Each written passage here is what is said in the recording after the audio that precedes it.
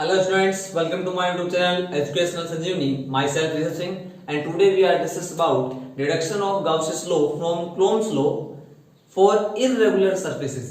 ठीक है, अपन बात करें तो प्रीवियस पार्ट में अपन डिस्कस कर लिया था कि जो गाउसियस लॉ है वो अपन कूलोम्स लॉ की हेल्प से कैसे डिराइव करेंगे और वो जो शेप अपन ने फर्स्ट ऑफ ऑल ली थी वो अपनी शेप थी रेगुलर शेप। रेगुलर शेप के लिए अगर आपको गाउसियस लॉ डिडक्ट करना है, डिड्यूस करना है, जनरेट करना है किसकी फॉर्म से, आप कहते हो कूलोम्स लॉ की हेल्प से बोल सकते हो। उस हेल्प से अगर आपको क्या करना हो कि गाउसियस लॉ जनरेट करना हो, प्रोड्यूस करना हो, डिडक्ट करना हो तो आप क्या करते हो, एक रेगुलर शेप लेके उसके लिए डेराइव कर लेते हो। ठीक है, अब अपन डेराइव करेंगे कौन सी सरफेस के लिए, इररेगुलर सरफेस के लिए। कौन सरफेस के लिए, इररेगुलर सरफेस के लिए। तो देखो मैं यहां पे कंसीडर करता हूं एक इररेगुलर सरफेस। तो देखो ये मेरे पास है,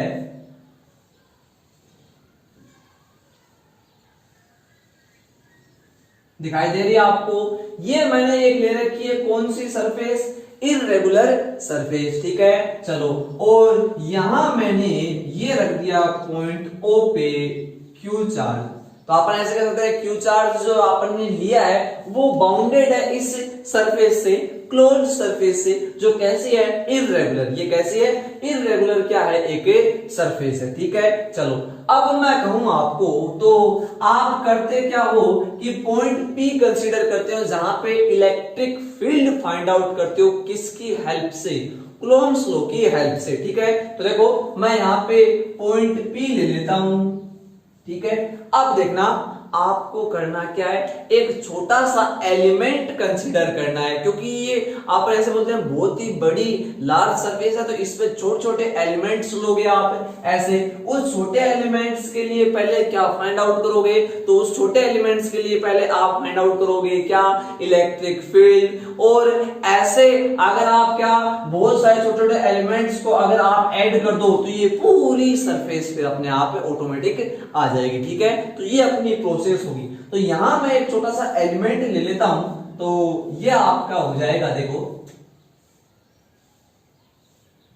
मैंने थोड़ा बड़ा लेके आपको समझाने की कोशिश की है जिससे आपको एकदम क्लियर है वो दिखाई दे। ठीक है ना, तो यहां मैंने ये एक छोटा सा क्या ले लिया, एलिमेंट कंसीडर कर लिया। ठीक है, 3D स्ट्रक्चर है तो आपको दिखाई दे रहा है, बड़ा मैंने जूम करके इसे बड़ा लेके आपको क्लियर होना एक्सप्लेन करने के लिए आपको बताया। ठीक है ना, चलो अब देखो यहां मैं ऐसे बोलूं कि इस एलिमेंट टोटल सरफेस का अगर एरिया एस है तो इसका क्या होगा, डीएस होगा, ऑब्वियसली सभी को पता है। और इस पे जो पॉइंट पी है उसकी इस क्यू चार्ज से जो डिस्टेंस है वो कितनी होती है, वो अपन सपोज कर लेते हैं कितनी है, आर। और ये पॉइंट यहाँ पे क्या है, ये पी हो गया। ठीक है ना, अब बताओ डायरेक्शन ऑफ इलेक्ट्रिक फील्ड किस साइड होगी, तो ये वाला चार्ज क्या है, पॉजिटिव चार्ज है, तो obviously away from the positive charge. तो ये आ जाएगी किसकी डायरेक्शन, इलेक्ट्रिक फील्ड की। ठीक है, चलो ठीक है, अब बताओ एरिया वेक्टर की डायरेक्शन कैसी होगी, इसके जो एरिया वेक्टर की डायरेक्शन है वो कौन सी होगी। तो आपको पता है पहले बात तो ये छोटा एरिया है, टोटल एरिया काम नहीं है तो स्मॉल एरिया, इसका मतलब डीएस आप लिखोगे। और एरिया वेक्टर की डायरेक्शन होती है परपेंडिकुलर टू दी सरफेस। तो ये छोटा सा एलिमेंट है, इसकी सरफेस एरिया इसके परपेंडिकुलर आप ले लोगे, तो इसका जो परपेंडिकुलर आएगा वो आप ऐसे बोल सकते हो सर ये इसका क्या हो गया, परपेंडिकुलर हो गया। ठीक है क्या, चलो तो ये डायरेक्शन आ गई किसकी, एरिया वेक्टर की। और ये जो एंगल बना थीटा, कितना बना, थीटा। और अपन ऐसे बोल सकते हैं कि यहां पे जो ये छोटा सा एलिमेंट है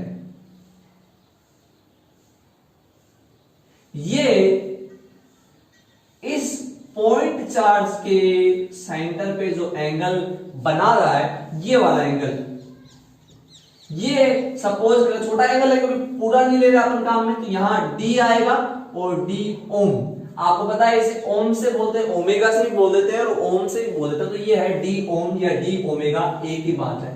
सॉलिड एंगल की जो डेफिनेशन होती है 11th क्लास में आ जाती है, तो सॉलिड एंगल का यहाँ पे कॉन्सेप्ट अपने को काम में लेना पड़ेगा इस डेरिवेशन को करने के लिए। ये जो डेरिवेशन है बेसिकली बीएससी वाले जो स्टूडेंट्स होते हैं कॉलेज के अंदर जब आप जाते हो तो वहां पे ये आपके काम में आता है, लेकिन अपने 12th के अंदर ये दे रखा है इसलिए अपन कर रहे हैं। ठीक है, तो ये वाला जो एंगल यहाँ पे बनाया है इस सरफेस ने वो कितना है, वो है डी ओमेगा, डी ओमेगा या डी ओम भी आप इसे बोल सकते हो, ठीक है ना। चलो सबसे पहले अपन क्या लगाएंगे, कूलॉम्स लॉ लगाएंगे। कूलॉम्स लॉ की हेल्प से अपन क्या फाइंड आउट करेंगे, गाउसियस लॉ। तो आप लिखोगे थ्योरी अपने, है ना, आप वर्ड्स में लिख सकते हो, आप सभी को नोट्स है ना मैंने दे रखे, तो आप नोट्स की हेल्प से इसे लिख लेना और आप वही बातें लिखोगे जो इस डायग्राम में आई हुई है ना, ठीक है। तो सबसे पहले आप क्या लिखोगे, आप डेरिवेशन स्टार्ट करोगे, तो डेरिवेशन में आप लिखोगे electric field at point P which is at r distance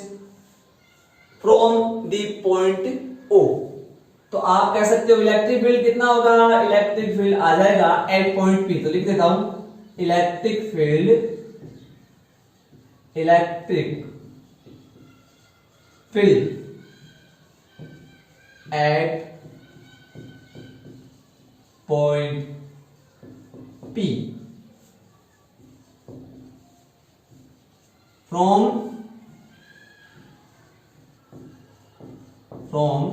Coulomb's law, from Coulomb's law, that is E is equal to KQ upon R square, ठीक है क्या, KQ upon R square। और इसे ऐसे भी रिप्रेजेंट कर सकते हैं, K की वैल्यू पुट करोगे तो 1 upon 4 pi epsilon naught Q upon R square, ठीक है क्या।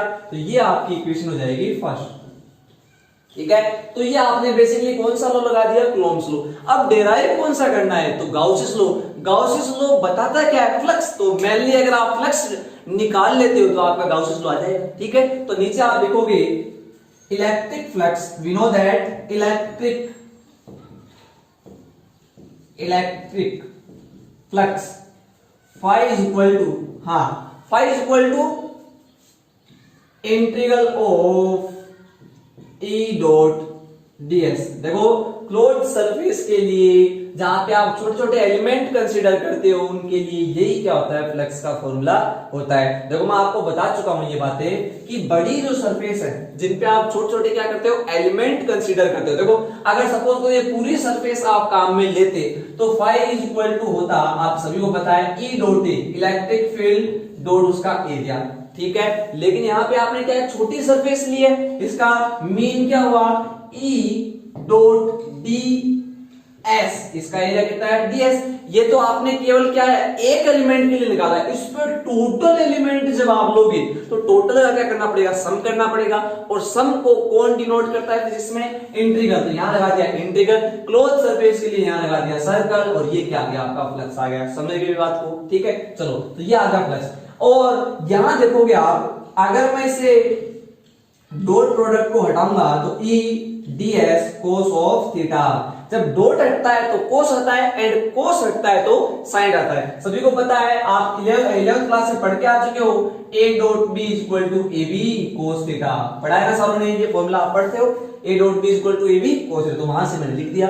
अब E की वैल्यू पुट कर दोगे तो E की जो वैल्यू है that is 1 upon 4 pi epsilon not Q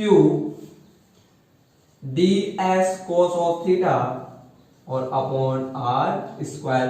यहां तक दिक्कत हो तो आप बोल सकते हो, ठीक है ना। चलो अब आप क्या करोगे, यहां देखोगे, अब मैं क्या करता हूं, यहां पे इस 1 अपॉन 4 पाई एप्सिलॉन नॉट जो कांस्टेंट है उसे बाहर निकाल लेता हूं, Q को मैं बाहर निकाल लेता हूं, तो रिमेनिंग पार्ट है वो आपका क्या होगा, वो आप मेरे को बताओगे। तो रिमेनिंग पार्ट बताओ भाई, रिमेनिंग पार्ट क्या होगा।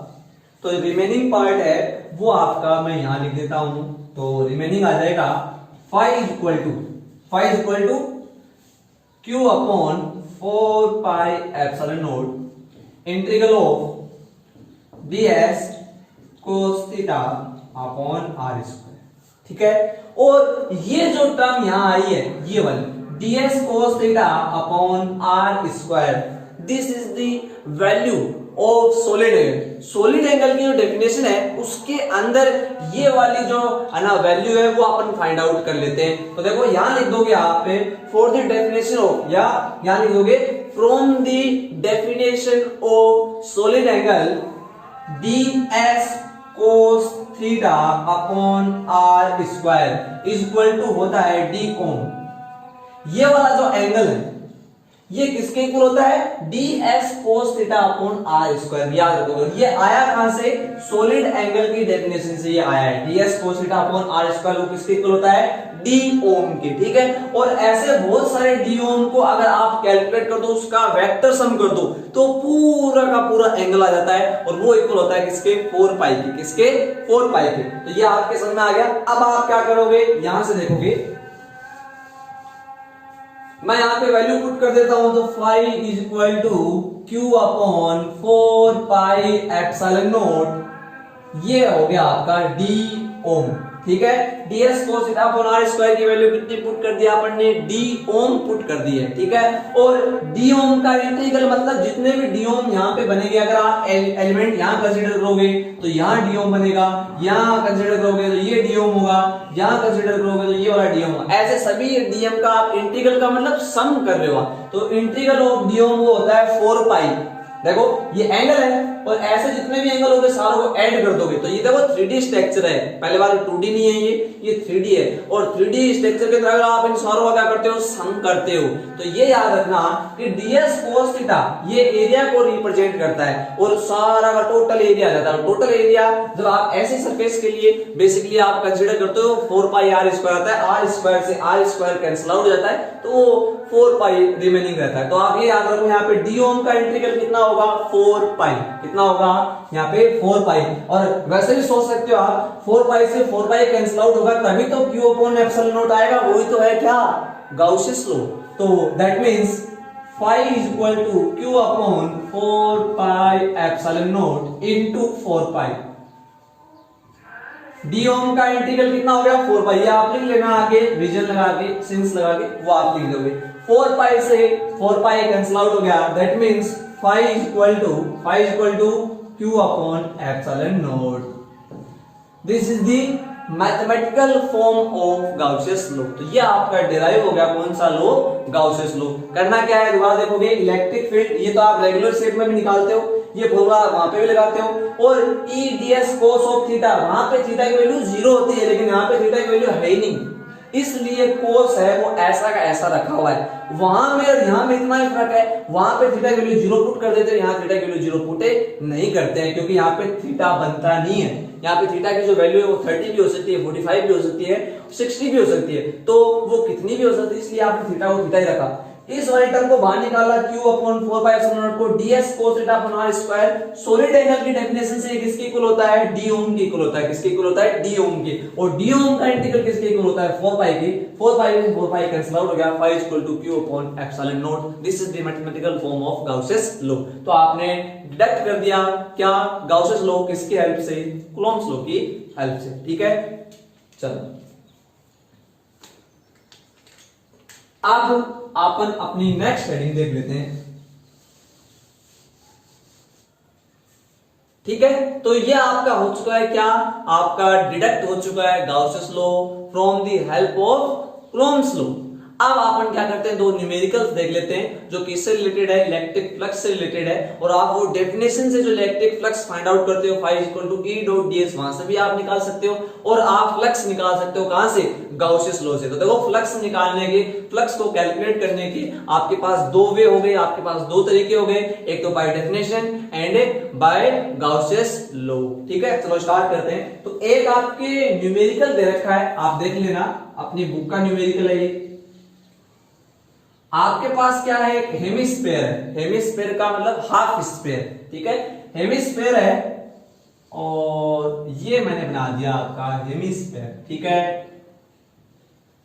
इसके सेंटर पे क्या रख रखा है, क्यू चार्ज रख रखा है, सेंटर पे क्या रखा हुआ है, क्यू चार्ज आपको रखा हुआ है। और आपको कह रहा है कितना फ्लक्स है वो इस सरफेस से फाइंड आउट हो रहा है, ठीक है। बस यही क्वेश्चन है आपका, छोटा सा क्वेश्चन। हेमिस्फीयर, सेंटर पे चार्ज रखा है, then calculate the value of electric flux associated with this surface, ठीक है। चलो अब आप कहोगे सर हम पहले डेफिनेशन से इसे कैलकुलेट करने की कोशिश करते हैं। तो डेफिनेशन बोलती है कि phi is equal to e dot ds, ये डेफिनेशन बोलती है। बड़ी सरफेस के लिए ऐसे निकालते हैं, लेकिन इलेक्ट्रिक फील्ड पता ही नहीं है, तो इलेक्ट्रिक फील्ड नहीं पता तो आप निकालोगे कैसे, तो ये आप कह सकते हैं यहां से नहीं निकाल पाएंगे। दूसरा, गाउसियस लॉ कहता है phi is equal to summation q upon epsilon not.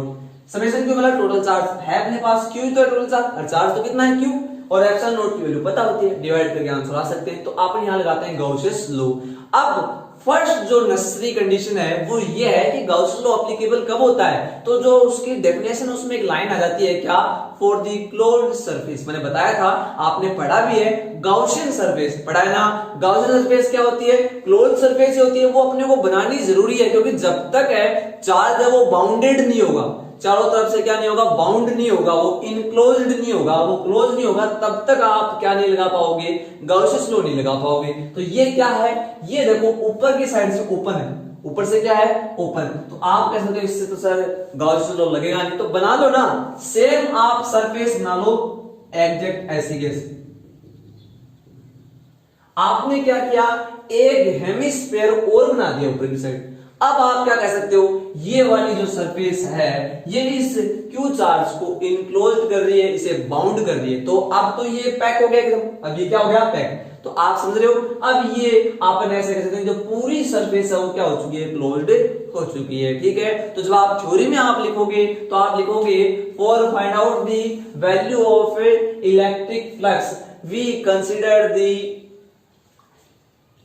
Hemy spare Gaussian surface या close surface on this surface. इस सरफेस के ऊपर आप क्या करते हो, एक अनदर सरफेस को क्या करते हो, इमेजिन करते हो। तो आप इसके ऊपर एक और सरफेस क्या कर लोगे, इमेजिन कर लोगे। क्यों करोगे, इस चार्ज को पैक करने के लिए, क्लोज्ड करने के लिए, ठीक है। तो आपने ये क्या किया, कंसीडर कर लिया। अब बताओ इस टोटल सरफेस से, है ना, इस टोटल सरफेस से जो फ्लक्स पास आउट होगा वो कितना होगा। तो आप लिख दोगे, इसके नीचे लिखोगे, आप क्या लिखोगे, फ्लक्स लिंक्ड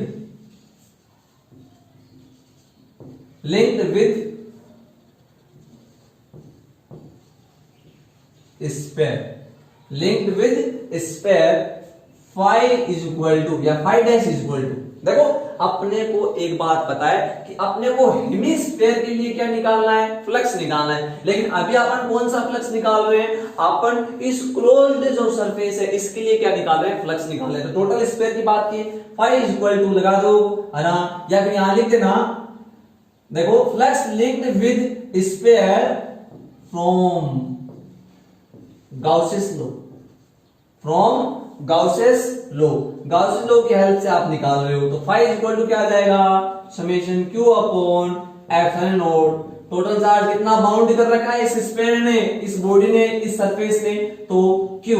तो ये आ गया फ्लक्स, ये आया इस टोटल सरफेस से। लेकिन अपने पास टोटल सरफेस गिवन नहीं थी, किसके अंदर, क्वेश्चन में। अपने पास तो हाफ थी, आपने ये वाली खुद कंसीडर करी है, मेरी बात समझ रहे हो। तो अब आप क्या करोगे, हाफ हटा दो यहां से, हाफ आपका क्या है, इलेक्ट्रिक फ्लक्स। मेरी बात समझ आ रही है, हाफ सरफेस है उससे ना हटा दो। तो आप क्या कह सकते हो, आप कह सकते हो कि जो टोटल फ्लक्स आएगा वो क्या आ जाएगा, आप लिखोगे total flux associated with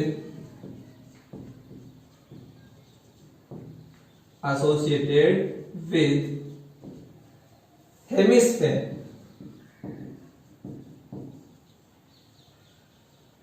phi is equal to phi dash upon 2। इस वाले फ्लक्स का क्या कर दो, हाफ। ये तो टोटल है, इससे क्या कर दो, हाफ, क्योंकि अपना स्पेयर तो हाफ था। तो इसका मीन हो गया Q अपॉन एप्सिलॉन नॉट का मैंने क्या कर दिया, हाफ। ये है टोटल फ्लक्स पास आउट किससे, इस हेमिस्फीयर से, ठीक है ना। तो यहां तक ये एक छोटा सा आपका न्यूमेरिकल हो गया, ये आप करके रखोगे, ठीक है। अब नेक्स्ट जो पार्ट है वो है अपना एप्लीकेशंस ऑफ गॉसियस लॉ, जो बहुत ही ज्यादा इंपॉर्टेंट है, डेरिवेशन वहां से स्टार्ट होते हैं। तो वो अपन देखेंगे अगले वीडियो में, ठीक है। Thank you.